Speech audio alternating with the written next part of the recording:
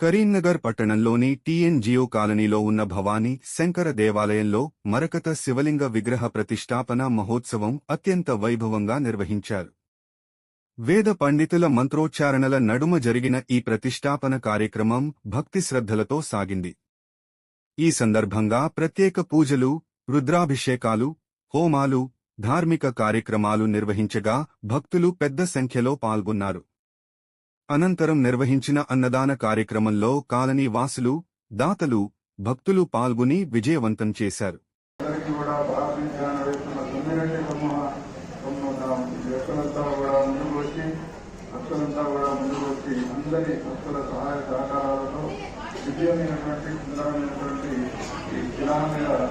ఆలయాన్ని అంతా కూడా నిర్మించుకున్నాం. దానం చేసిన వాళ్ళు 5 లక్షల వాళ్ళు ఉన్నారు, 10 లక్షల వాళ్ళు ఉన్నారు. కానీ ఎట్టి పరిస్థితుల్లో గురువు గారు మీరు మా పేరు మాత్రం చెప్పవద్దు అన్నారు. నాకు చాలా సంతోషం అనిపించినది. దానాలు అనేక రకాలుగా ఉన్నాయి. వ్యక్తదానములు, గుప్తదానములు అని ఈ రెండింటిలో గుప్తదానము చాలా శ్రేష్టం. మా చిన్నతనంలో ఒక అవగాహన వచ్చేవారు. ఖచ్చితంగా చిత్రపేట ఉంటుంది. నేను నడిపించగానే తిరిగి చిత్రపేట మా రోడ్డుతో ఉండి రోడ్డు మూసేవారు. ప్రేమాన్ని నేను ఎక్కడుకోవాలి కానీ ఎక్కడిచ్చేవారు కాదు. ఎందుకు ఇలా చేస్తున్నాడో తర్వాత శాస్త్రాన్ని చదువుకున్న తర్వాత చూస్తే గుప్తదానం చాలా శ్రేష్టమని తెలిసినది. అందుకని గుప్తదానులుగా చదువుకున్నటువంటి చాలా మంది ఈ ఆలయానికి సహాయాన్ని అందించినారు. మాత్రమే లెక్కలు పత్రాలు దేవుని కాదు, ₹1 దగ్గర నుంచి మొదలుకొని ప్రజలకు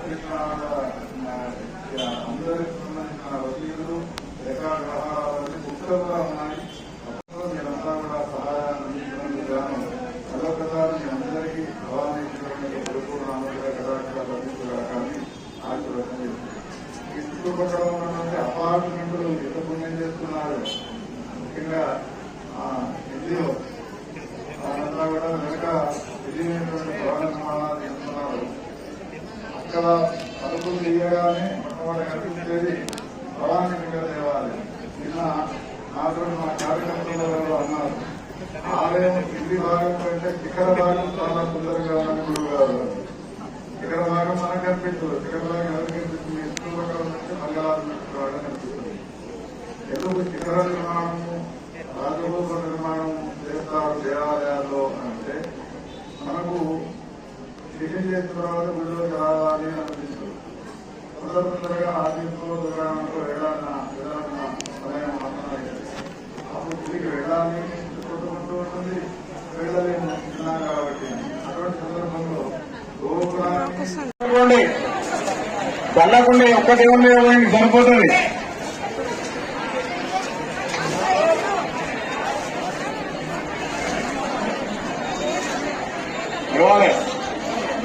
నడవాలి మళ్ళీ అక్కడ వచ్చి కూర్చోండి. మీతో వస్తే చదువుకోతారా? నీళ్లు పోయొద్దు, మీ ఇంటి నుంచి ఎత్తునే పోయాలి. నల్లా నీళ్లు పోయొద్దు. వెళ్ళండి అక్క.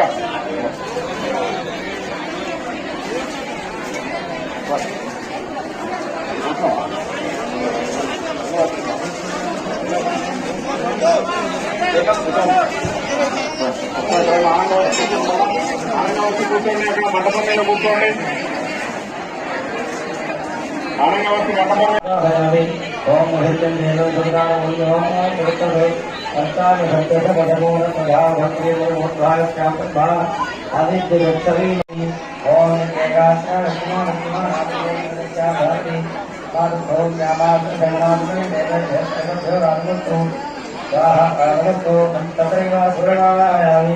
ఓం నిర్మాణాయ ఓం చేతాయ నమస్కారాయ నమస్కారాయ నమో ధరణీకరణాయ నమో ధనాయ నమస్కారం భూతగమనాయ నమో మనోన్మ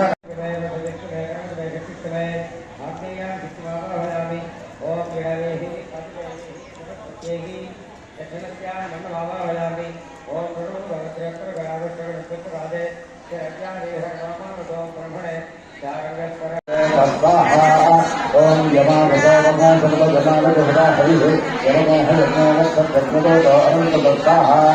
ओम तत्वाय ब्रह्मणावंदमावत्सुवादाते अविधि अहेलमानवर महलो गुरुपति समानाय प्रमोदि स्वाहा ओम सुहृद्वंदः प्रसन्नयुवा